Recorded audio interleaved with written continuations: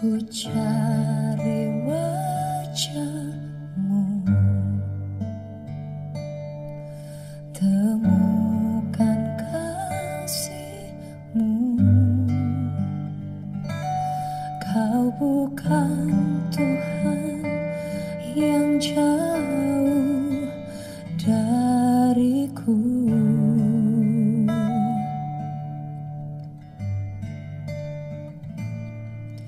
Ku panggil namamu, ku dengar jawabmu. Kau Tuhan yang selalu dengar seruan hatiku.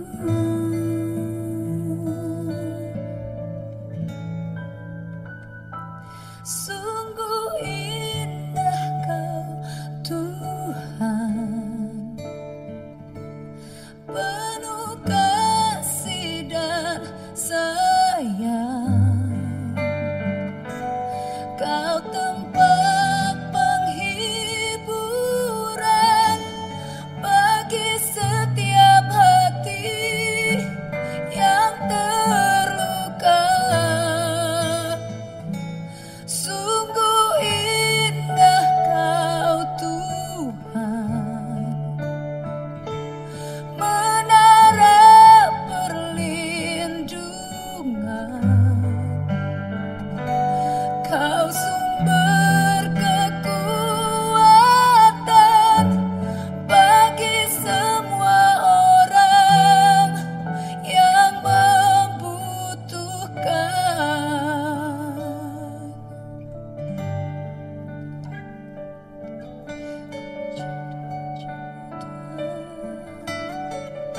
Ku cari wajah-Mu Tuhan, ku cari wajah-Mu, temukan kasih-Mu. Kau bukan Tuhan yang jauh dariku. Ku panggil namamu, ya Tuhan, ku panggil namamu, ku dengar jawabmu.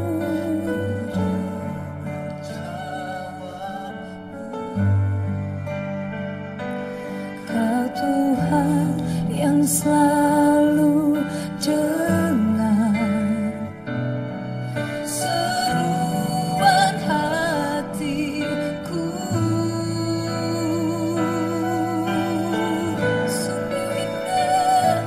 Sungguh indah Kau Tuhan, penuh kasih dan sayang. Kau sumber penghiburan bagi setiap hati yang terluka. Sungguh indah Kau Tuhan, menara perlindungan. Kau sumber kekuatan bagi semua orang yang membutuhkan. Sungguh indah Kau Tuhan.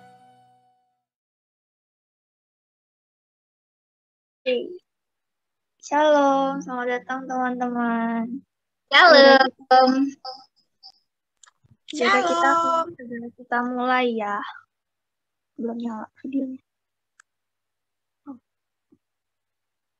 Sobat muda-mudi, saudara-saudara yang terkasih, selamat bertemu lagi dalam damai sejahtera Tuhan kita Yesus Kristus.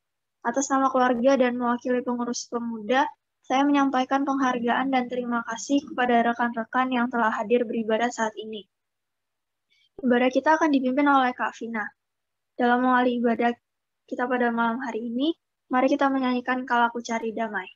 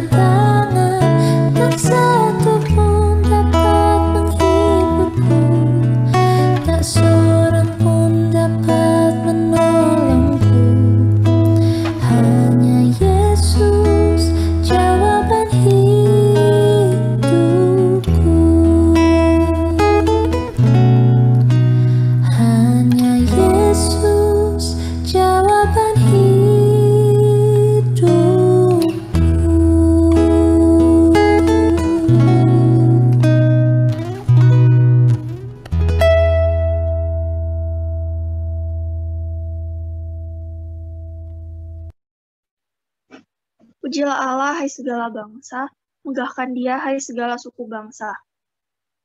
Sebab kasih-Nya hebat atas kita dan kesetiaan Tuhan untuk selama-lamanya. Haleluya. Haleluya. Marilah kita secara bersusulan, kita menyanyi beberapa kidung untuk memuji, membesarkan, dan memuliakan nama Tuhan. Kita menyanyi dari PKJ 27, nyanyikanlah nyanyian baru.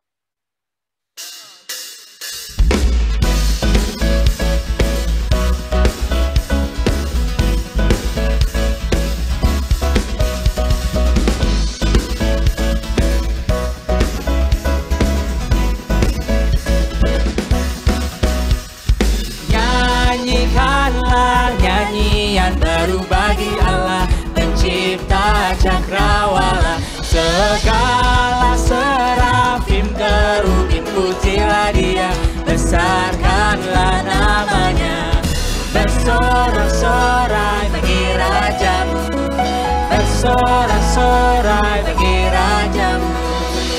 bersorak-sorai bagi rajamu, bersorak-sorai bagi rajamu. Bersoraklah seluruh dunia.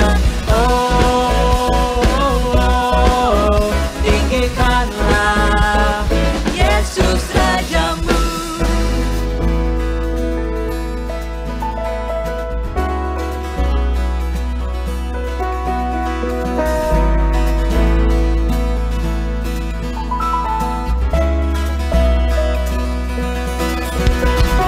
Puji Dia, wahai mentari, wahai bulan, sembahlah Dia terus. Dan wahai bintang-bintang terang yang gemerlapan, muliakan penciptamu.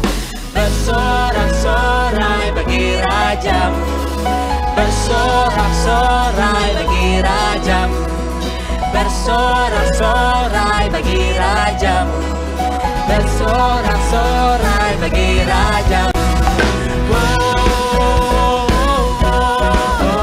Bersoraklah seluruh dunia. Tinggikanlah Yesus Raja kita. Bersoraklah seluruh dunia. Tinggikanlah Yesus Rajamu.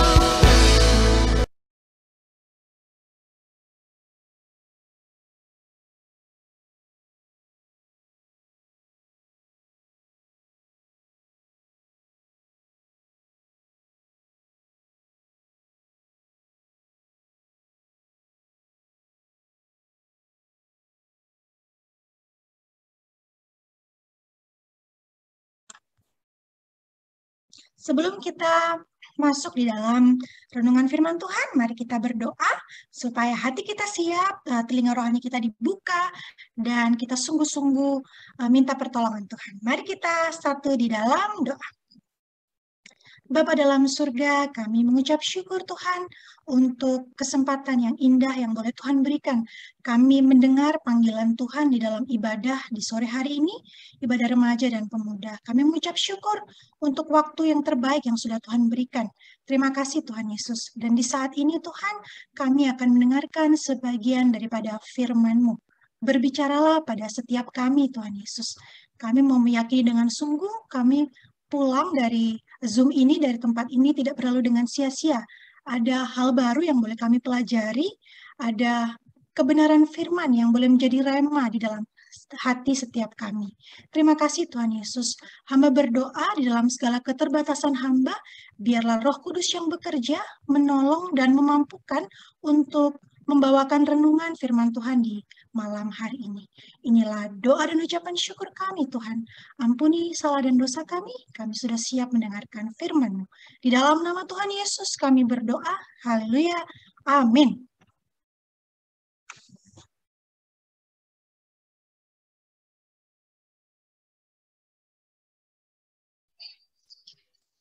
Renungan ini berbalasan karena hari ini kita tidak ada teman-teman cowok ya, sepertinya ya. Kita kan baca bersama-sama ya untuk renungan berbalas-balasan ini. Mari kita bacakan bersama-sama. Hari hidup kami, titian waktu, anugerah-Mu selalu memerlukan pertolongan dan penyertaan-Mu. Tanpa Engkau, sia-sialah hidup kami. Engkau pun sudah berfirman, tidak akan meninggalkan kami. Saat ini kami mengucapkan syukur dan kuasa Roh Kudus-Mu senantiasa akan menuntun dan mengarahkan kami saat membaca kitab suci dan merenungkannya. Bukalah pikiran kami dan teranglah hati kami dengan Roh Kudus, agar kami mengerti kehendak-Mu dalam firman yang kami baca dan dengar. amin. Amin. Ya, shalom. Shalom. Oke, selamat malam teman-teman semua.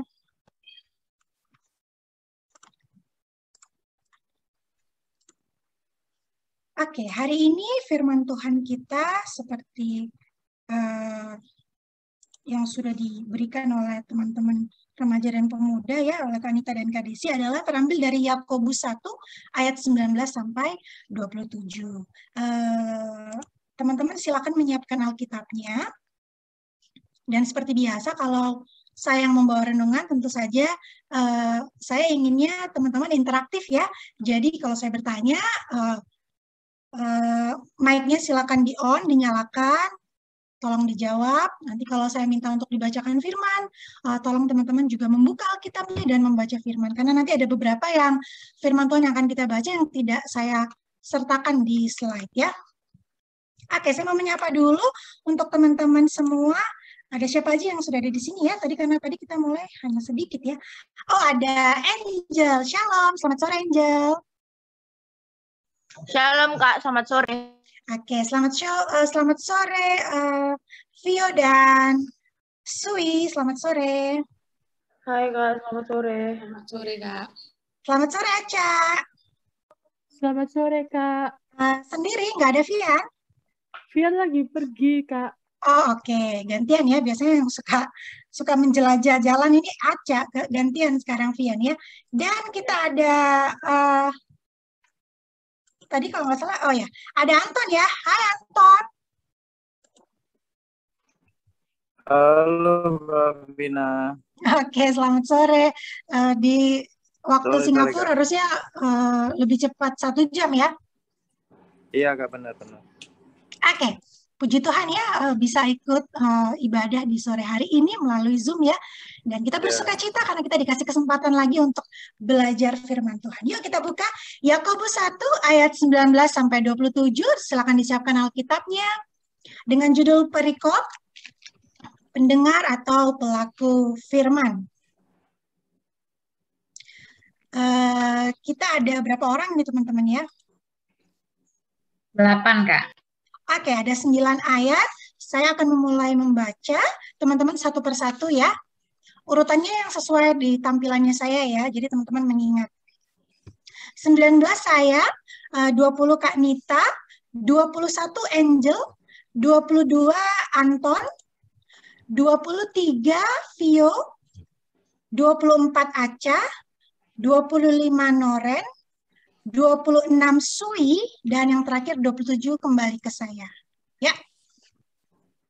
Oke. Kita akan baca teman-teman ya. Silakan lihat di slide gadget teman-teman atau sambil membuka Alkitab kalian. Yakobus 1 ayat 19 sampai 27. Ayat 19, hai saudara-saudara yang kukasihi, ingatlah hal ini, setiap orang hendaklah cepat untuk mendengar, tetapi lambat untuk berkata-kata, dan juga lambat untuk marah. Sebab amarah manusia tidak mengerjakan kebenaran di hadapan Allah.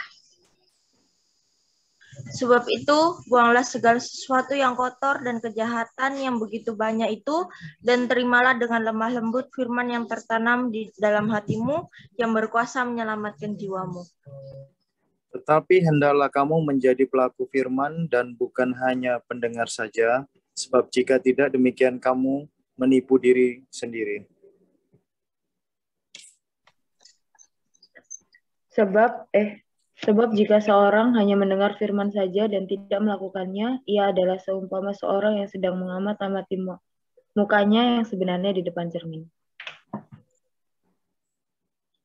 Baru saja ia memandang dirinya. Ia sudah pergi atau ia segera lupa bagaimana rupanya. Tetapi barang siapa meneliti hukum yang sempurna, yaitu hukum yang memerdekakan orang, dan ia tekun di dalamnya, jadi bukan hanya mendengar untuk melupakannya, tetapi sungguh-sungguh melakukannya, ia akan berbahagia oleh perbuatannya. Jikalau ada seorang menganggap dirinya beribadah tetapi tidak mengekang lidahnya, ia menipu dirinya sendiri, maka sia-sialah ibadahnya. Sebab ia yang mengaku dirinya beribadah tetapi tidak mengekang lidahnya, ia menipu dirinya sendiri, maka sia-sialah ibadahnya. Ia menipu dirinya sendiri, maka sia-sialah ibadahnya. Ia menipu dirinya sendiri, maka sia-sialah ibadahnya. 27 yang terakhir, ibadah yang murni dan yang tak bercacat di hadapan Allah, Bapa kita ialah mengunjungi yatim piatu dan janda-janda dalam kesusahan mereka dan menjaga supaya dirinya sendiri tidak dicemarkan oleh dunia. Demikian jauh pembacaan firman Tuhan pada sore hari ini. Nah, sebelumnya Kak Vina mau tanya dulu sama teman-teman ya. Menurut teman-teman siapa itu Yakobus? Rasul yang suratnya kita baca di sore hari ini. Ada yang tahu yang dimaksud Yakobus ini siapa? Lupa ya. Salah satu, menurut Angel, salah satu Rasul Tuhan bukan? Rasul murid Tuhan Yesus bukan? Iya, Kak.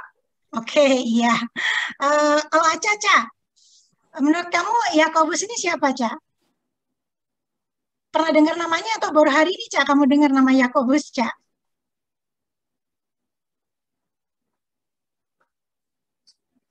Oke, Aca masih. Aca bisa dengar suara Kak Vina?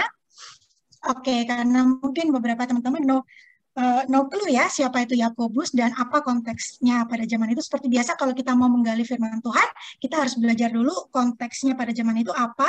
Karena Yakobus menulis surat ini pada tahun 65, teman-teman ya. Long time ago. Apa yang terjadi di zaman itu harus kita pelajari. Nah, siapa itu Yakobus? Kita lihat video berikut ini dulu ya. Sebentar, 3 menit teman-teman perhatikan video berikut ini. Surat Yakobus, atau setidaknya itulah nama dalam bahasa Indonesia. Jika dilihat dari bahasa Yunani, namanya adalah Yakobos, yang diterjemahkan dalam bahasa Ibrani menjadi Yaakov.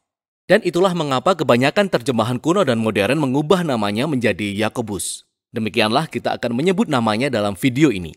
Ada banyak nama Yakobus dalam Perjanjian Baru. 2 di antaranya berasal dari lingkaran dalam 12 murid Yesus. Tapi surat ini datang dari Yakobus, saudara tiri Yesus. Nah, kita mengetahui kisah tentang Yakobus dari kitab Kisah Para Rasul dan dari surat-surat Paulus. Setelah Petrus pindah dari Yerusalem untuk memulai jemaat-jemaat baru, saudara tiri Yesus, Yakobus, menjadi terkenal sebagai pemimpin di gereja induk di Yerusalem. Sebagian besar jemaatnya terdiri dari orang Mesianik atau Kristen Yahudi.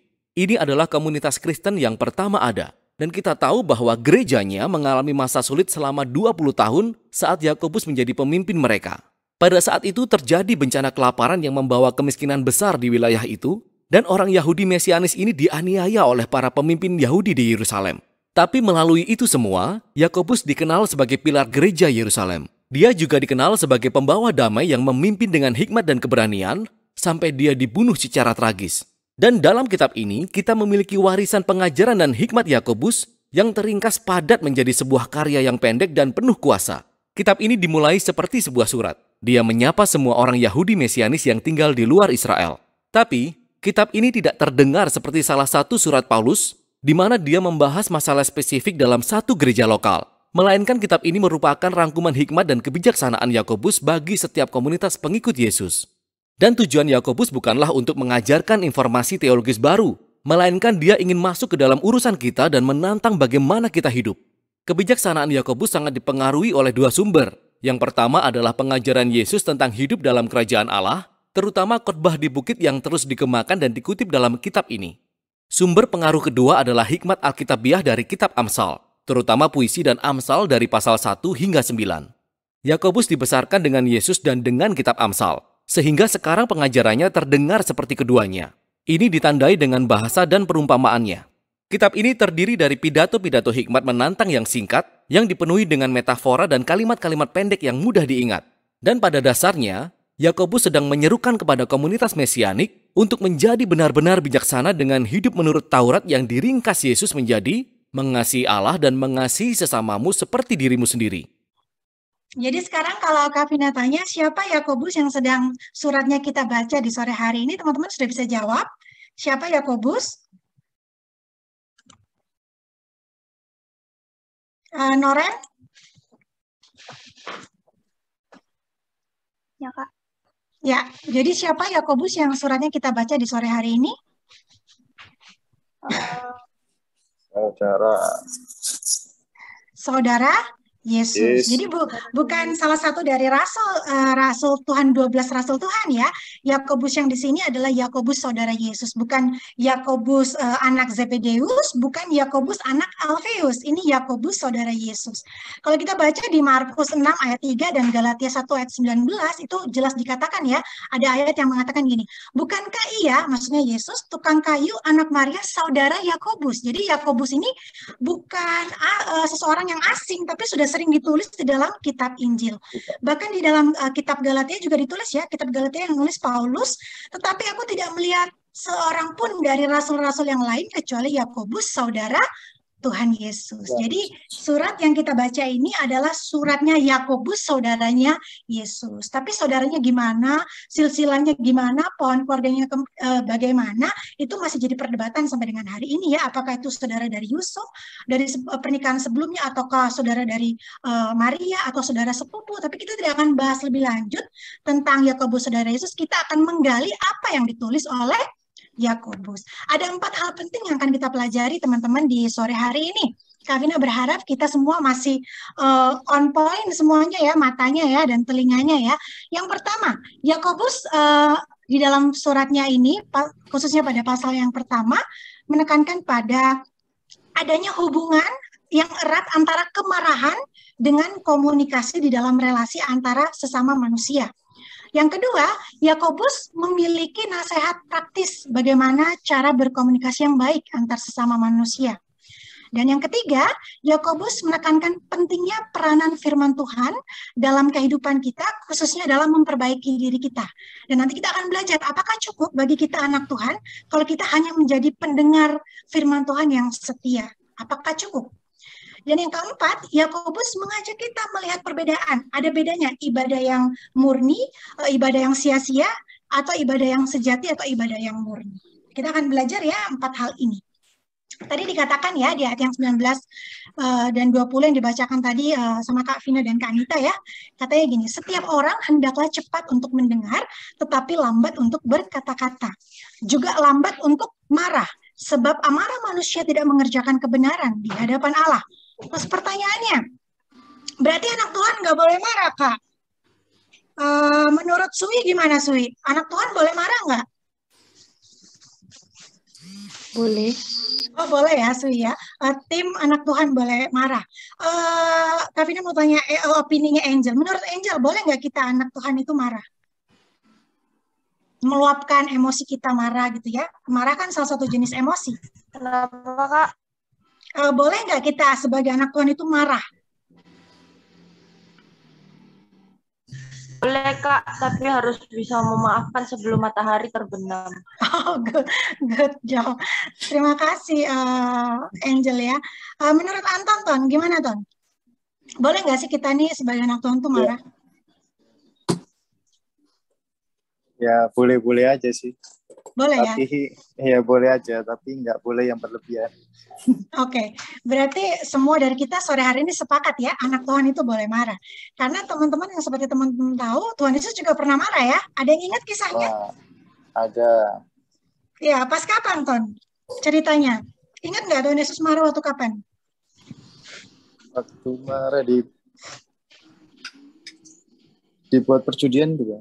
Ya, betul. Waktu bait suci dibuat sarang penyamun ya, tempat untuk berjualan, berdagang gitu. Jadi orang datang ke bait suci pada zaman Tuhan Yesus itu bukan untuk beribadah, tapi lebih banyak untuk berjualan atau berdagang, sehingga Tuhan Yesus marah dan membalikkan semuanya. Tapi emosi Tuhan, kalau teman-teman pelajari lebih lanjut, emosinya Tuhan itu masih termasuk emosi yang terkendali dan ia pikir dan dipikirkan gitu ya, bukan emosi yang meledak-ledak yang tidak dipikirkan gitu. Dan dia Tuhan Yesus itu marahnya bertujuan, teman-teman ya, marahnya punya tujuan, tidak asal marah gitu.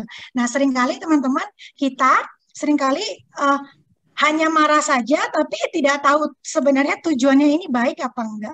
Benar nggak sih kalau anak Tuhan itu marah, lalu melampiaskan emosinya gitu ya, lalu mengatakan semua hal yang penting puas, yang penting keluar semua dan mengatakan, oh pokoknya aku udah lega, aku udah marah gitu. Benar nggak kalau pernyataan kayak gitu? Menurut teman-teman? Enggak. Menurut siapa tadi? Vio ya? Oke, berarti sebagian Tuhan boleh marah, tetapi punya batasan. Nah, Yakobus menulis ya, amarah manusia tidak mengerjakan kebenaran di hadapan Allah. Boleh kita marah, tapi kita harus tahu marahnya kita ini tujuannya apa. Kata-kata dipilih itu bagaimana, gitu ya. Terus sampai kapan kita mau marah, gitu loh. Jadi ada batasannya. Katanya cepat untuk mendengar, tetapi lambat untuk berkata-kata. Dan lambat juga untuk marah. Yang dimaksud dengan lambat untuk berkata-kata itu bukan temponya ya, lambat untuk berkata, bukan gitu teman-teman ya, bukan temponya, tetapi pikir dulu sebelum kita berkata-kata. Nah, ini seringkali apa teman-teman? Seringkali kita ini sebagai anak Tuhan, apa aja yang ada di kepala kita, kita keluarin gitu ya. Lagi berselisih sama orang, oh kita balas lagi gitu. Seringkali kalau emosi sudah menguasai, kita susah untuk menjadi lambat berkata-kata. Karena kita jadinya apa? Ya kita nggak mau dengar. Sementara katanya Yakobus cepat untuk mendengar, lambat untuk berkata-kata. Kalau teman-teman pay attention mendengar orang tersebut gitu ya, teman-teman masih pikirin ini maksudnya apa, apa yang dia bicarakan ini tentang apa, oh dia marah tentang ini, aku harus balasnya bagaimana. Sarannya seperti itu teman-teman ya. Dan yang dikatakan Yakobus selanjutnya adalah lambat untuk marah. Yang dimaksud lambat untuk marah itu bukan teman-teman menunda marah. Aku marah sama dia mungkin sekitar 2 minggu lagi lah baru aku bahas gitu. Atau mungkin bulan depan lah baru aku kasih tahu kalau aku tuh sebenarnya marah sama dia. Bukan itu ya teman-teman. Lambat untuk marah itu artinya kalau mau marah, pikirkan dulu. Ini worth it nggak aku marah-marah sama orang ini? Berguna nggak kalau aku marah nih? Kalau saat ini aku melampiaskan kemarahanku kepada orang ini, apakah Tuhan disenangkan? Nah, ini perlu latihan teman-teman. Saya nggak bilang ini hal yang mudah. Ini perlu latihan. Oke, yang selanjutnya. Kenapa dikatakan cepat untuk mendengar? Berarti kita kalau belajar itu melalui telinga, betul teman-teman ya.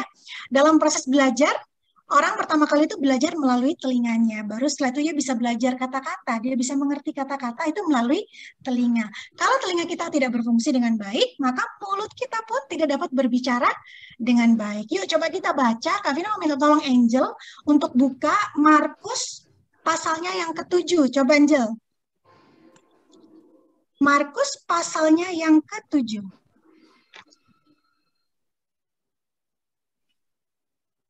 Sudah ketemu, Jel? Sudah Kak, Markus ayat berapa? Oke, ayat 32 sampai 35. 4 ayat yang Angel baca untuk kita semua. Teman-teman silakan mendengarkan ya. Markus 7 ayat 32 sampai 35. Ya.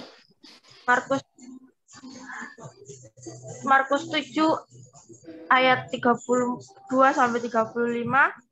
Di situ orang membawa kepadanya seorang yang tuli dan yang gagap dan memohon kepadanya supaya ia meletakkan tangannya atas orang itu.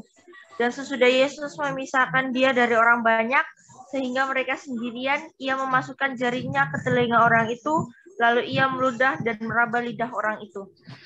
Kemudian sambil menengadah ke langit, Yesus menarik nafas dan berkata kepadanya, Efata, artinya terbukalah. Maka terbukalah telinga orang itu, dan seketika itu terlepas pulalah pengikat lidahnya, lalu ia berkata-kata dengan baik.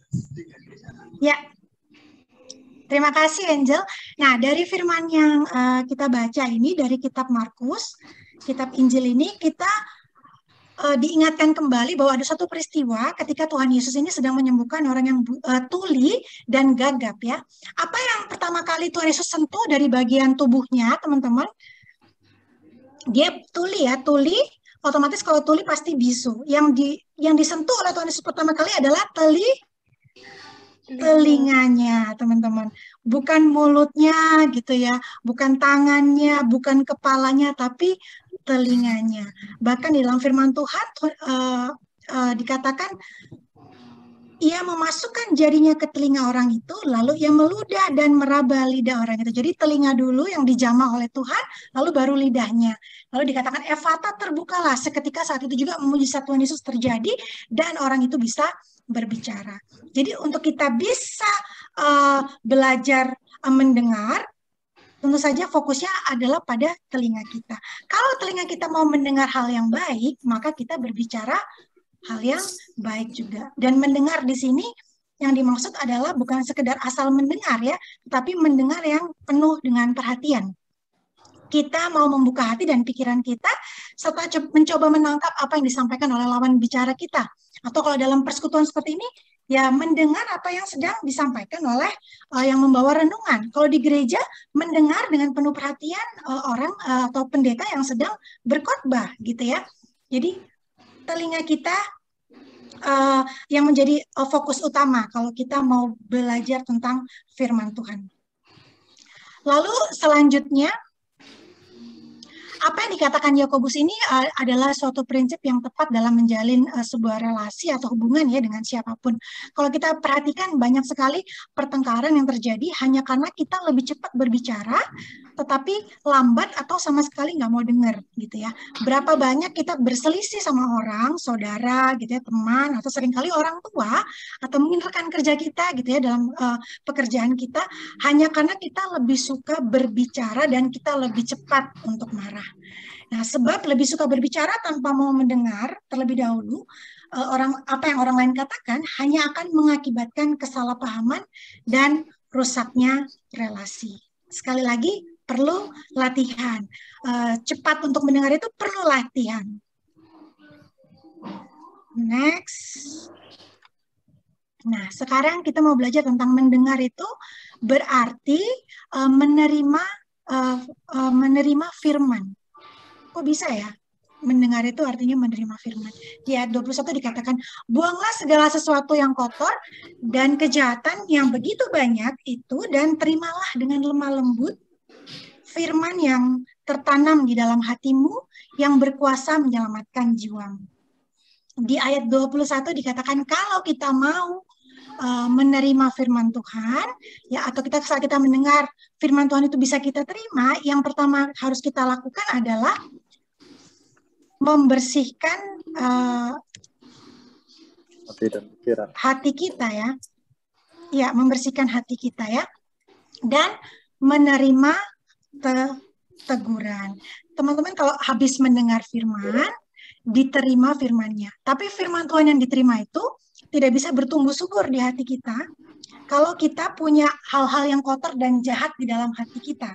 Ngerti ya maksud saya? Kalau katakanlah hati itu seperti yang orang-orang gambarkan ya, bentuknya shape-nya seperti ini gitu ya. Kalau isinya sudah kotor dan penuh kejahatan, maka tidak ada tempat bagi firman Tuhan untuk bertumbuh. Oleh karena itu Yakobus bilang buang dulu yang kotor dan yang jahat. Dengan begitu kamu bisa menerima firman Tuhan. Dan terimanya dengan apa? Dengan lemah lembut. Terima dengan lemah lembut itu artinya teman-teman dan kita semua ini mau menerima teguran dari firman Tuhan tersebut. Nah itu saya menulis stop being an overcritical person. Overcritical person teman-teman tahu ya. Ini contoh overcritical person adalah kalau saat dia mendengar firman, terus langsung dia mengkritik khotbahnya, lalu mengkritik metode pengkhotbahnya, itu overcritical person. Saya tahu untuk menjadi kritikal itu perlu kemampuan intelektual yang mumpuni ya, harus senang baca gitu ya. Berarti ada bagusnya nih kalau critical person, harus senang ngulik firman Tuhan gitu ya, harus rajin membaca firman Tuhan, baru dia bisa mengkritik gitu ya. Tapi kalau overcritical berarti berlebihan dalam mengkritik sehingga apa? Dia jadinya tidak menerima firman itu dengan lemah lembut. Dia sibuk untuk mengkritik gitu. Dia sibuk untuk mencari celah. Ini kayaknya nggak tepat deh. Oh ini maksudnya ini. Oh ini kayaknya tadi dia salah deh ngomongnya. Oh kok kayak gitu sih maksudnya, bukan ini dia maksudnya. Sehingga apa? Firman Tuhan yang tadinya harusnya diterima dengan lemah lembut, harusnya bertumbuh dengan baik, orang itu pulang dengan sia-sia. Karena apa? Being an overcritical person. Jadi orang yang terlalu mengkritik firman Tuhan, lalu melupakan bahwa firman Tuhan itu punya kuasa loh dalam menyembuhkan hati kita, dalam memperbaiki diri kita. Lupa bahwa firman Tuhan itu punya kuasa, dan orang yang membawakan khotbah itu melakukan persiapan dan ditolong oleh Roh Kudus, lepas dari apakah dia salah gitu ya, apakah dalam keberdosaannya gitu ya. Seringkali orang juga mengkritik pembicara atau pengkhotbah dengan dia kan hidupnya kayak gitu, ngapain dia bicara kayak gitu ya. Ada, tapi kita berharapnya tidak ada di Mesias ya orang-orang seperti itu. Jadi bersihkan hati, terima teguran. Oke. Lalu kita belajar juga dari Yakobus bahwa mendengar saja ternyata teman-teman itu tidak cukup. Mendengar firman itu penting. Teman-teman tidak bisa menjadi pelaku firman Tuhan tanpa lebih dulu mendengar. Jadi mendengar itu step pertama yang harus teman-teman miliki. Mendengar, rajin mendengar firman Tuhan. Tapi itu tidak cukup meskipun itu penting. Jadilah pelaku firman Tuhan. Kalau teman-teman baca King James Version Bible atau NIV gitu ya, atau Standard English Version, tulisannya perikop Yakobus ini adalah be a doers gitu. Not only a hearers. Jadilah pelaku firman, jangan hanya pendengar saja. Oke. Mendengar firman itu penting. Rasul Yakobus ini tidak menyangkal arti penting daripada mendengar firman. Sebaliknya, tadi yang Kak pernah katakan sebelumnya ya, mendengar firman itu syarat utama bagi kita untuk kita dapat melakukan firman Tuhan. Ya jelas ya teman-teman, gimana kita mau melakukan firman Tuhan kalau kita nggak tahu firmannya itu tentang apa. Dan kita mau tahu firman tentang apa ya dari mendengarkan firman Tuhan. Di ayat yang ke-24 dan 25 dikatakan, ada orang yang mendengarkan firman, kemudian melupakannya. Nah, saya berharap ini bukan bagian kita ya, yang mudah untuk mendengarkan firman, lalu begitu saja hilang gitu. Kalau ditanya, tadi firmannya apa? Oh, nggak tahu lah, pokoknya sekitaran Yakobus lah. Yakobus siapa? Nggak tahu juga gitu. Pokoknya cepat aja hilangnya gitu ya. Padahal mendengar firman itu penting. Kalau kita buka di Lukas 8 ayat 18, kita buka yuk Lukas 8 ayat 18. Kavina meminta tolong Aca untuk bacakan untuk kita semua Lukas 8 ayat 18. Lukas 8 ayat 18. Ya. Karena itu perhatikanlah cara kamu mendengar, karena siapa yang mempunyai kepadanya akan diberi, tetapi siapa yang tidak mempunyai daripadanya akan diambil. Juga apa yang ia anggap ada padanya. Ya, terima kasih Aca. Lukas 8 ayat 18 menulis bahwa perhatikanlah cara kamu mendengar. Ternyata mendengar itu nggak bisa mendengar sambil lalu aja ya. Kalau dalam bahasa Indonesia, kata-katanya itu cuma mendengar atau dengar. Tapi kalau dalam terjemahan bahasa Inggris, listen sama hear itu beda. Ada yang tahu nggak bedanya apa? Listen gitu ya, sama hear. Sama-sama mendengar. Ada yang tahu nggak bedanya apa? Listen sama hear. Noren? Oh, puji Tuhan ada Michael. Oh, ada Vian. Vian, boleh bantu Kak Vina? Listen dan hear. Gitu. Oh, kalau listen itu kayak lebih memahami gitu ya, Kak? Kalau hear itu cuma sekedar mendengar aja. Ya, betul. Terima kasih. Terima kasih ya, Vian ya. Sudah menolong. Betul teman-teman ya dikatakan Vian. Kalau listen itu kita benar-benar pay attention gitu ya. Jadi misalnya kita gini, kita lagi dengerin musik, lalu kita denger ada orang berbicara. Yang mana yang kita lagi pay attention? Yang kita lagi benar-benar lakukan pertama. Yang denger musik. Mendengarkan musik, betul. Itu kita listen ya. Yang itu artinya listen atau mendengarkan musik itu jadi bagian kata kerja yang kita benar-benar pay attention ya. Kalau yang mendengar orang berbicara itu nggak sedang kita lakukan dan kita sebenarnya nggak mau melakukan itu, tapi terdengar gitu loh. Telinga kita bisa mendengar. Gitu. Itu namanya hear. Nah, sekarang Kak Vina nggak tahu nih teman-teman ini saat ini nih sedang listen atau hear. Kalau hear tuh gini, biarin aja Kak Vina ngobrol, biarin aja Noren mimpin pujian, aku main sambil main game. Itu lagi hear. Dengar sih, tapi nggak ada yang nyantol.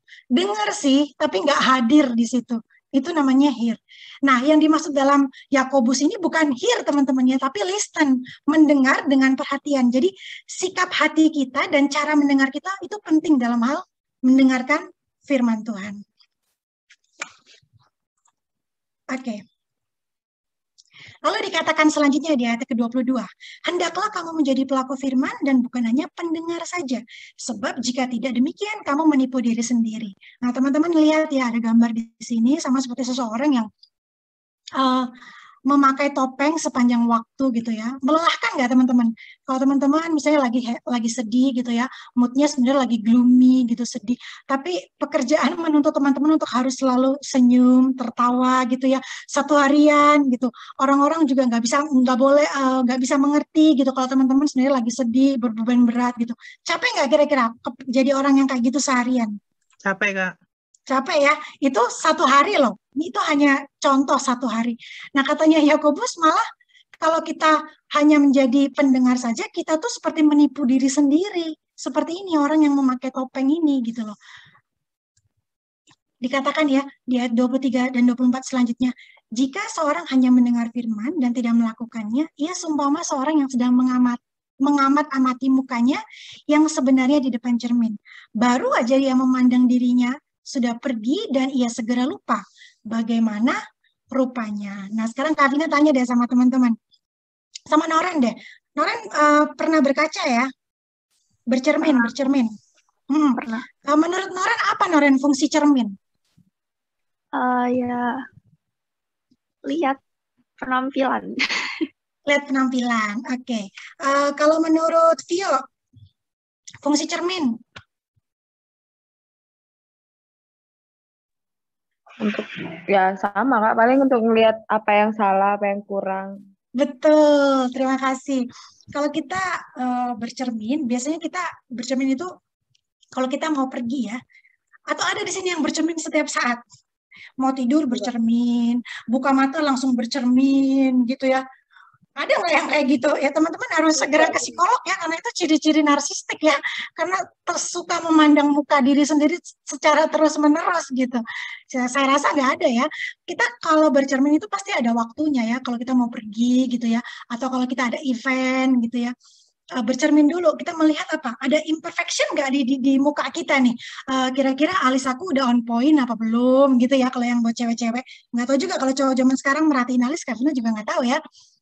Atau yang mungkin merhatiin lipstiknya ini aku udah benar nggak ya? Ini lipstiknya ini udah oke apa belum kayak gitu ya? Atau memperhatikan apakah tadi habis makan ada cabai di gigi yang nyantol gitu ya, dan sebagainya. Intinya kalau kita bercermin, artinya kita ingin melihat apakah ada kesalahan di wajah kita atau di badan kita yang saat kita sedang berkaca atau bercermin. Nah, yang dikatakan oleh Yakobus di dalam firman Tuhan ini adalah waktu dia bercermin, ia langsung pergi saja gitu, kisahnya gitu ya, dan ia menganggap apa?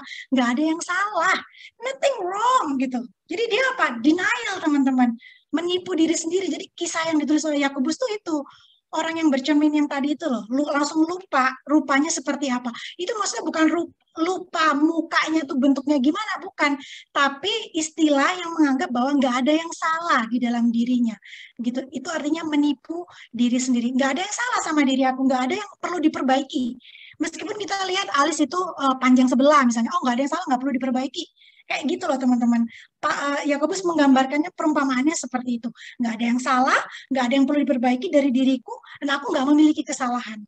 Itu padahal fungsi dari bercermin adalah untuk kita mengetahui apakah ada yang salah, apakah ada imperfection yang harus kita perbaiki. Nah itu sama halnya kalau kita sebagai anak Tuhan hanya mendengar firman Tuhan tapi nggak mau melakukan firman-Nya. Cuma rajin dengerin, apalagi nggak dengerin lebih parah ya. Dengerin tadi sudah syarat utama untuk melakukan. Apalagi nggak dengerin. Itu lebih parah lagi ya. Untuk apa kalian hidup di dunia ini kalau nggak dengerin firman Tuhan ya? Kalian akan sama halnya gitu dengan orang-orang yang tidak mengenal Kristus gitu. Padahal kita anak-anak Tuhan mengenal Kristus gitu ya, dari lahir mungkin Kristen gitu ya, sekolah minggu juga, tapi firman Tuhan ternyata hanya sebatas mendengar saja. Nggak mau dilakukan. Kalau kita dengar khotbah, kita dihadapkan, dan khotbah itu dihadapkan pada diri kita sendiri ya. Rasanya harusnya apa teman-teman? Ada rasa sukacita, ada rasa dihibur oleh firman Tuhan gitu ya. Ada rasa tertegur, ada merasa bahwa oh aku masih kurang dalam hal ini. Misalnya khotbahnya tentang hal memberi. Oh aku masih kurang dalam hal ini, dalam hal memberi. Aku masih hitung-hitungan gitu ya sama Tuhan. Aku masih mentingin kepentinganku. Aku melupakan bahwa berkat yang aku terima itu juga dasarnya daripada Tuhan sendiri gitu ya. Itu adalah ciri orang yang ketika dengar khotbah dihadapkan kepada dirinya sendiri dan dia merasa bahwa ada yang kurang dan dia mau memperbaiki hidupnya. Oke, selanjutnya. Firman Tuhan itu seperti cermin, teman-teman. Perumpamaan tadi itu menggambarkan firman Tuhan itu seperti cermin. Untuk kita dapat terus memenahi diri kita. Rasul Yakobus itu memberitahukan kita bahwa firman Allah itu membantu kita untuk menjaga kebersihan hati kita atau batin kita. Dan firman Allah atau firman Tuhan itu standar moral bagi kita. Kita punya standar moral ya. Indonesia punya standar moral sendiri. Di keluarga kita diajarin standar moral sendiri. Firman Allah juga adalah standar moral bagi kita sebagai anak Tuhan. Jadi pakemnya ya, remnya itu adalah firman Allah. Firman Allah itu memiliki fungsi yang sama seperti cermin yang membuat kita tahu apa yang benar dan apa yang kudus, apa yang salah, apa yang benar, apa yang kotor dan jahat. Dan firman Allah membantu kita hidup di dalam kekudusan. Ayat yang ke-25 dikatakan demikian. Tetapi barang siapa meneliti hukum yang sempurna, yaitu hukum yang memerdekakan orang, dan ia bertekun di dalamnya, jadi bukan hanya mendengar untuk melupakannya, tetapi sungguh-sungguh melakukannya, ia akan berbahagia oleh perbuatannya. Ini Kavina ambil gambar tulisannya gini ya, digging deep into the word. Maksudnya gini teman-teman, kalau teman-teman baca, jangan sekedar baca. Kalau dulu sekolah minggu mungkin kita bisa, karena pemahaman kita terbatas gitu ya. Begitu kita remaja, kita harus upgrade, harus bacanya harus upgrade, nggak boleh sama pengetahuannya sama ketika kita sekolah minggu. Lalu ketika kita pemuda, di-upgrade lagi pengetahuan firman Tuhan kita. Dengan cara apa? Menggali teman-teman, digging deep, menggali firman Tuhan yang kamu baca. Jangan puas hanya baca, ini maksudnya gini, cari bahasa aslinya apa. Teman-teman harus bersyukur hidup di era digital yang cari apa saja tinggal klik gitu, bukan kayak zaman Kanita dan Kak Vina zaman dulu gitu ya. Sekolah tuh susahnya minta ampun gitu karena informasi terbatas, hanya bisa melalui buku. Sementara teman-teman sekolahnya itu bisa googling, bisa browsing gitu ya. Luas sekali sarana untuk mendapatkan informasi. Kalau itu pakai untuk mencari kebenaran firman Tuhan.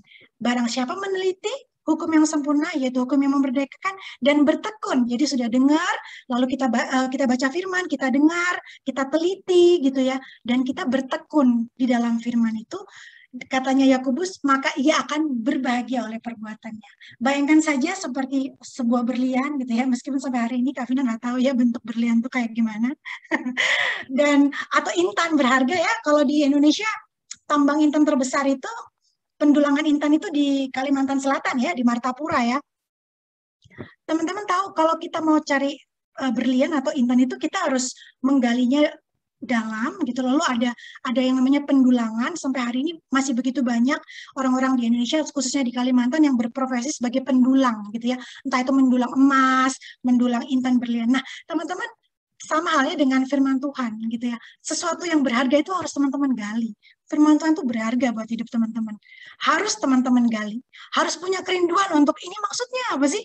Seperti yang tadi Kak Vina bilang, kalau hari ini teman-teman tidak belajar tentang siapa itu Yakobus, mungkin sampai hari ini teman-teman akan berpikir ini Yakobus yang sama, ini Yakobus Zebedeus, Yakobus Alfeus, sama aja lah pokoknya Yakobus gitu.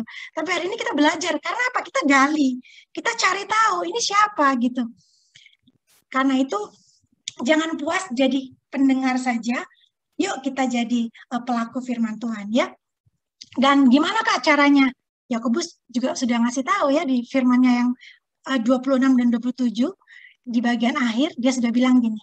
Untuk menjadi pelaku firman yang pertama mengekang lidah. Ini menunjukkan bahwa kita sebagai anak Tuhan itu nggak boleh asal bicara. Wah Kak, bicara kan gampang Kak, susah loh mengekang lidah itu. Betul, makanya Kak Vina bilang kita sama-sama belajar. Mengikut Tuhan itu kan proses ya, dari sehari ke sehari. Nggak bisa tuh kita langsung sempurna gitu kayak Tuhan Yesus tanpa cacat celah gitu ya. Yang pertama, mengekang lidah. Nggak boleh asal bicara. Kenapa? Karena banyak dosa yang disebabkan oleh lidah kita. Lidah kita ini powerful. Hanya dengan lidah, satu lidah saja bisa membangkitkan gitu ya semangat orang lain, bisa juga menjatuhkan dan menyakiti orang lain. Betul? Betul. Hanya dengan lidah saja. Dusta, sumpah palsu, sembarangan, kutuk, atau caci maki, omong kotor, fitnah, gosip ya, menggunakan nama Allah, bersumpah dengan dalam nama Tuhan gitu ya, menggerutu, berbicara dengan munafik gitu ya. Berbicara dengan munafik itu maksudnya suka menjilat gitu loh teman-teman ya. Berbicara yang enggak sebenarnya itu. Itu lidah yang contoh penggunaan lidah yang salah. Jadi teman-teman bayangkan lidah yang dipakai untuk harusnya untuk membangun orang lain gitu ya, membangun kata-kata positif bagi orang lain, memberkati orang lain, tapi lidah yang sama itu ternyata bisa juga mendatangkan ini ya sakit hati bagi orang lain. Hati-hati dengan lidah kita. Di dalam Matius 15 ayat 18 dikatakan ya, kita baca aja deh, Matius 15 ayat 18. Sekarang Kak Vina meminta tolong Sui. Matius.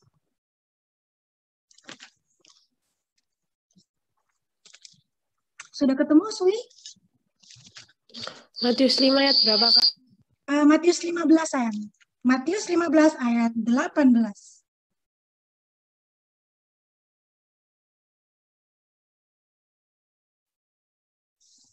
Matius 15 ayat 18. Matius 15 ayat 18. Tetapi apa yang keluar dari mulut berasal dari hati, dan itulah yang menajiskan orang. Iya, betul. Jadi kalau punya teman yang suka sumpah serapah, teman-teman harus tahu bahwa berarti hatinya nggak baik. Gitu ya. Orang-orang yang suka ngomong mulutnya kotor gitu ya, sumpah serapah, mengutuk, mencaci maki, ngomong cabul, itu hatinya nggak baik. Itu udah satu ciri yang itu red flags ya. Untuk teman-teman kalau mau kenal cowok gitu atau cewek mau kenal cewek, kalau lihat mulutnya udah sembarangan, serampangan, nggak usah dideketin teman-teman. Hatinya pasti nggak baik ya. Apa yang keluar dari mulut itu berasal dari hati. Diingat teman-teman ya. Oke. Selanjutnya. Oke, ini kepotong nggak ya di layar teman-teman? Iya, dikit Kepotong ya, kepotong. Oke, aku ini dulu ya. Oke, yang kedua adalah dikatakan oleh Yakobus mengunjungi yatim piatu dan janda-janda. Wow, ini maksudnya gimana teman-teman ya? Apa kita harus rajin mengunjungi panti asuhan dan janda-janda? Para janda gitu? Apakah betul demikian? Nah, kita harus mengingat tadi, video tadi, bahwa konteksnya pada zaman Yakobus itu terjadi apa? Bencana, ada kelaparan, ada banyak penyiksaan dan penderitaan. Nah, kalau semua orang mengalami penganiayaan, penderitaan gitu ya, kesesakan gitu ya, apalagi yang yatim piatu dan janda-janda yang jelas tidak ada sumber penghasilannya di zaman itu. Sehingga Yakobus menulis, kunjungilah yatim piatu dan janda-janda, karena dengan begitu kamu jadi pelaku firman. Kamu tidak hanya dengar, tapi kamu mengasihi sesamamu gitu. Jadi di ayat 26 ditekankan bahwa kita tidak boleh melakukan sesuatu yang buruk ya terhadap sesama kita. Tapi kita harus melakukan sesuatu yang baik terhadap sesama kita. Jadi sebagai anak Tuhan itu tidak cukup hanya tidak berbuat jahat. Pokoknya aku jadi anak Tuhan, pokoknya nggak berbuat jahat, nggak membunuh, nggak mencuri gitu ya. Semua 10 perintah Allah aku taati. Tapi lihat teman kesusahan, diem aja. Gitu ya. Lihat saudara kesusahan, diem aja. Nggak gitu teman-teman ya. Teman-teman juga harus berbuat baik kepada orang lain. Yatim piatu dan janda di sini tentu saja tidak spesifik yatim piatu dan janda-janda. Tadi sudah Kak Vina bilang, ini konteksnya di zaman Yakobus. Kalau di zaman sekarang, relevansinya tentu terkait dengan siapa saja yang membutuhkan pertolongan kita, gitu ya, penghiburan kita. Kita kunjungi, gitu, kita hibur, kita doakan, kita tolong, tapi semampu kita. Itu salah satu cara untuk kita menjadi pelaku firman Tuhan. Mengasihi Tuhan, mengasihi sesama. Dan yang terakhir, oke, kepotong lagi ya. Menjaga supaya diri sendiri tidak dicemarkan oleh dunia, di ayat yang terakhir ya, 27b. Menjaga kekudusan hidup dan tidak mengikuti arus dunia. Wah, ini yang paling berat teman-teman ya. Apapun yang lagi tren atau hype gitu ya di zaman sekarang, pokoknya kita ikutin. Supaya apa teman-teman? Ya, supaya dianggap gaul lah. Kan nggak seru kan kalau nggak gaul itu, betul nggak? Jel, menurut kamu seru? Seru nggak sih kalau jadi anak kuper, kutu buku, nerd gitu ya, yang sukanya cuma baca firman, nggak punya teman, nggak gaul, nggak diajak kemana-kemana, nggak bisa gitu. Seru nggak kira-kira hidup anak yang kayak gitu tuh? Seru lah Kak, orang Oh, seru bergantung ya. pada Tuhan kok. Oke, kalau untuk beberapa anak introvert gitu ya, yang senangnya sendiri baca buku di kamar gitu, itu jadi seru. Tapi gimana kalau dengan anak-anak ekstrovert gitu ya, yang senangnya hidupnya gaul gitu ya, punya banyak teman gitu. Kalau Kavina sih nggak punya banyak teman ya, temennya itu aja gitu. Nggak bisa hidup sehari tanpa nongkrong gitu ya, kemana-mana tuh gaul gitu ya. Ada bagusnya sih teman-teman ya, bergaul dengan banyak teman, banyak kalangan gitu. Tapi jangan lupa jagalah kekudusan hidup, jangan ikut arus dunia. Supaya apa? Supaya teman-teman tidak tercemar oleh dunia. Dunia kita kan sudah kita bilang dari dulu ya, dari ibadah zaman dulu, dari teman-teman masih bocil-bocil selalu dibilang, dunia ini bukan semakin baik, malah semakin jahat. Jangan lihat hanya permukaannya aja yang terjadi di dunia ini yang lagi hype, teman-teman. Gali yang di dalam, dan teman-teman hanya bisa temukan di dalam firman Tuhan. Jadi sekarang pertanyaannya, siapa kita saat ini? Ya, those who don't hear, apakah kita kelompok orang yang sama sekali nggak mendengarkan firman Tuhan? Atau those who hear, apakah kita adalah kelompok anak-anak Tuhan yang hanya menjadi pendengar? Atau yang terakhir, those who hear and do the God word? Atau kita menjadi anak-anak Tuhan yang mendengar firman Tuhan, rajin baca firman Tuhan, rindu untuk terus bersekutu dengan teman-teman di remaja dan pemuda, dan melakukan firman Tuhan. Nah, ini jadi renungan ya buat kita semua di malam hari ini. Kita semua berproses supaya kita terus berkenan hidupnya di dalam Tuhan. Apakah kita sudah jadi pelaku firman ya? Am I a doer of the word or only a hearer? Itu teman-teman yang bisa jawab sendiri ya. Tapi jelas caranya yang pertama mengasihi Allah, mengasihi sesama, dan menjaga kekudusan hidup. Ini adalah 3 inti yang ditulis oleh Yakobus dan yang sudah kita baca bersama-sama di malam hari ini. Kiranya firman ini memberkati kita semua teman-teman ya, dan membuat kita semakin semangat di dalam Tuhan gitu ya. Kak, kok susah banget sih ikut Tuhan? Ya, Tuhan memang nggak pernah menjanjikan kemudahan teman-teman. Untuk sesuatu yang berharga tuh nggak ada yang mudah. Untuk sesuatu yang berharga dan mahal harganya, teman-teman harus bersusah payah. Itu di dalam Tuhan ya. Jadi kalau hari gini teman-teman masih percaya yang namanya teologi kemakmuran gitu ya. Ikut Tuhan Yesus pasti kaya, ikut Tuhan Yesus pakai selalu bahagia, ikut Tuhan Yesus selalu tanpa penderitaan. Kavina mau katakan teman-teman salah mengikuti khotbah ya. Karena mengikut Tuhan itu tidak mudah, ada penderitaan di dalamnya. Oke. Demikian jauh pembacaan firman Tuhan. Tuhan Yesus memberkati kita semua, biarlah firman Tuhan ini menjadi rema di setiap hati kita yang mendengarkan di malam hari ini, dan menjadi berkat ya teman-teman ya. Teman-teman praktekkan di dalam kehidupan kekristenan teman-teman dari hari ke sehari. Tuhan Yesus memberkati. Kita kembali ke Noren ya.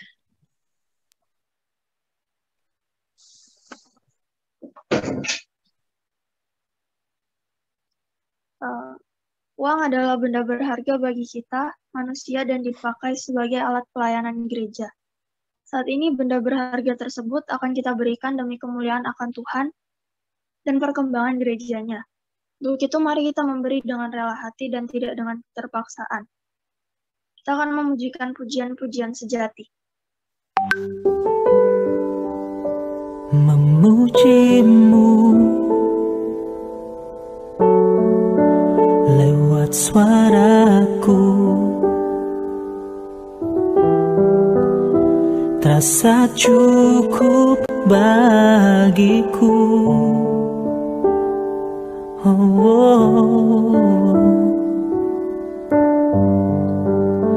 Namun semua ternyata lebih dari yang kukira. Ku hanya peduli diriku, ku tak mau tahu rindumu. Tak cukup hanya ku bernyanyi, mengangkat suara untuk memuji. Hidup memberi diri kepadamu, itu kerinduanmu. Tak cukup mulut yang memuji, tak cukup mulut yang bernyanyi, melakukan firman-Mu, itulah pujian sejati.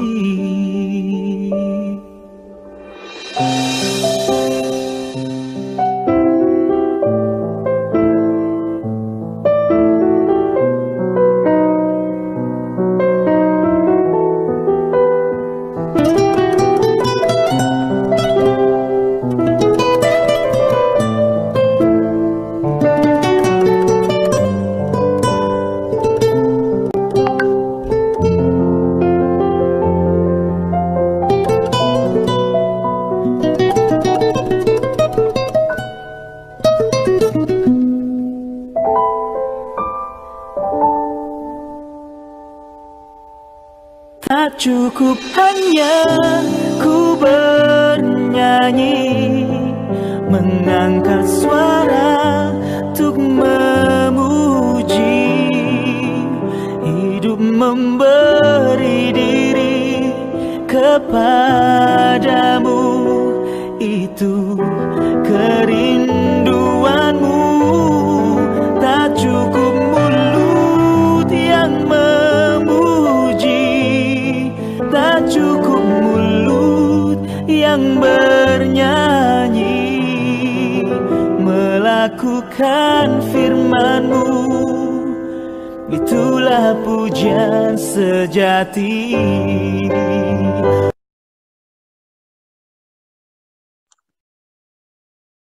Ada pokok doa mungkin sebelum Kak Vina membawa kita dalam doa syafaat? Ada yang ingin didoakan khusus? Kerjaannya? Nggak ada? Oke. Oke, yuk mari kita bersatu di dalam doa. Kita berdoa. Bapa yang kami sembah dalam nama anaknya Tuhan Yesus Kristus, Juru Selamat kami yang hidup, kami mengucap syukur oleh karena kebaikan-Mu dan oleh karena kemurahan-Mu. Kami diberikan kesempatan untuk boleh membaca, merenungkan, mendengarkan sebagian daripada firman Tuhan. Terima kasih Tuhan Yesus. Firman Tuhan hari ini sungguh-sungguh menguatkan kami, untuk kami semakin teguh di dalam Tuhan, untuk kami menjadi anak-anak Tuhan yang tidak hanya menjadi pendengar saja, bukan sekedar rajin mendengar firman Tuhan, tapi kami diajar untuk menjadi pelaku firman Tuhan. Terima kasih Tuhan Yesus. Kami dalam segala keterbatasan kami dan keberdosaan kami, mau berusaha Tuhan dan mau berkomitmen untuk menjadi pelaku firman Tuhan. Sehingga ibadah kami tidak menjadi ibadah yang sia-sia, tapi sungguh menjadi ibadah yang sejati, yang berkenan bagi Tuhan. Karena kami meyakini bahwa hidup kami inilah yang adalah menjadi kesaksian bagi nama Tuhan. Terima kasih Tuhan Yesus, mampukan kami Tuhan untuk boleh menerapkan firman Tuhan di sore hari ini. Dan biarlah setiap anak-anak remaja dan pemuda yang sudah mendengarkan firman Tuhan ini, Tuhan beri kekuatan, kesanggupan Tuhan Yesus untuk melaksanakan apa yang boleh mereka dengar dan mereka baca di sore hari ini. Terima kasih Tuhan Yesus, kami tahu Tuhan Yesus menolong kami dan memampukan kami untuk melakukannya.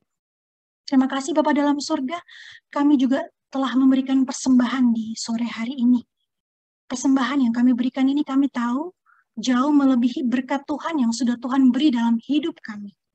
Tapi kami meyakini Tuhan, apa yang kami beri ini timbul dari hati yang penuh ucapan syukur dan sukacita. Dan kami percaya Tuhan tidak pernah melihat jumlah persembahan yang kami berikan. Tapi Tuhan melihat hati kami yang tulus dalam memberikan persembahan. Berkatilah setiap anak-anak Tuhan yang sudah memberikan persembahan di sore hari ini. Biarlah persembahan ini dikuduskan di dalam nama Tuhan, menjadi persembahan yang berbau harum Bapa, khususnya bagi pelayanan di gereja kami, Gemis Mesias. Terima kasih Tuhan Yesus, kami mau berdoa bagi setiap anak Tuhan, anak-anak remaja dan pemuda, baik yang hadir maupun yang tidak bisa hadir bersama dengan kami, dimanapun mereka berada, Bapak, dalam segala pekerjaan mereka, dalam segala studi mereka, harapan mereka, cita-cita mereka, Bapak, kami meyakini dengan sungguh Tuhan Yesus, anak-anak Tuhan selalu disiapkan masa depan yang terbaik. Karena itu Tuhan, kami berdoa bagi setiap mereka, untuk setiap kerinduan mereka, apapun yang sedang mereka cita-citakan, harapkan. Biarlah Tuhan sendiri yang memampukan mereka untuk terus mengejar cita-cita mereka, untuk terus mengejar harapan mereka yang ada di dalam Tuhan, dan memampukan mereka untuk mencapai setiap harapan dan cita-cita mereka. Terima kasih Tuhan Yesus. Kami berdoa bagi orang tua kami dalam setiap pekerjaan mereka, Tuhan pun menyertai dan memimpin kehidupan mereka. Kami berdoa bagi gereja kami, Gemis Mesias, yang esok hari akan dibukakan. Terima kasih Tuhan Yesus, kalau esok hari gereja akan dibukakan Tuhan, kami berdoa untuk Kadim dan para pelayan Tuhan yang akan bertugas esok hari, biarlah Tuhan sendiri yang menolong, menuntun mereka, sehingga ibadah besok boleh berjalan dengan baik, boleh berjalan dengan lancar, seturut dengan kehendak Tuhan. Terima kasih Bapa dalam surga, inilah doa dan ucapan syukur kami. Doa yang jauh dari sempurna ini Tuhan Yesus, kami alaskannya di dalam nama Tuhan Yesus, Tuhan yang sudah mengasihi kami, Juru Selamat kami. Kami sudah berdoa dan kami mengucap syukur. Haleluya. Amin.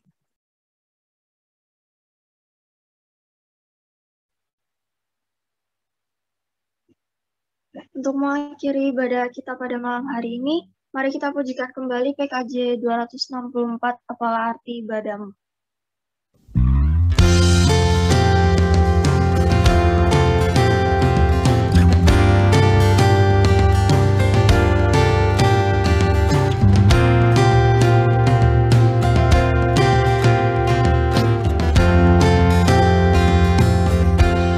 Apalah arti ibadahmu kepada Tuhan bila tiada rela sujud dan syukur? Apalah arti ibadahmu kepada Tuhan bila tiada hati tulus dan syukur?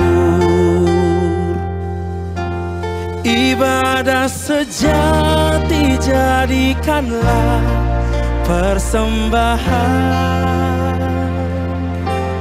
ibadah sejati kasihilah sesamamu. Ibadah sejati yang berkenan bagi Tuhan, jujur dan tulus, ibadah murni bagi Tuhan.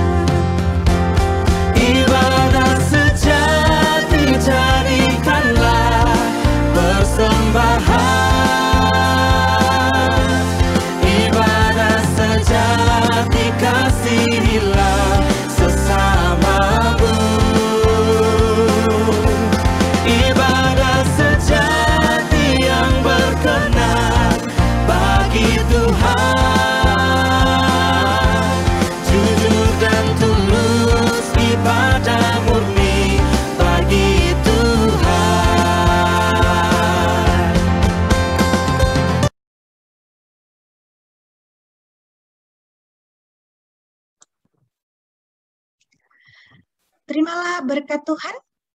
Carilah Tuhan selama Ia berkenan ditemui. Berserulah kepadanya selama Ia dekat. Amin. Kita bersaat teduh.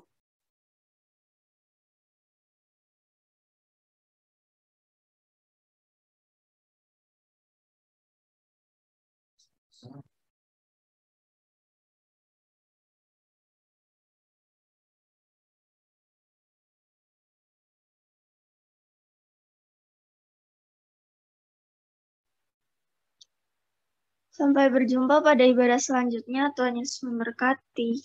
Sebelum berpisah, kita berfoto dulu yuk.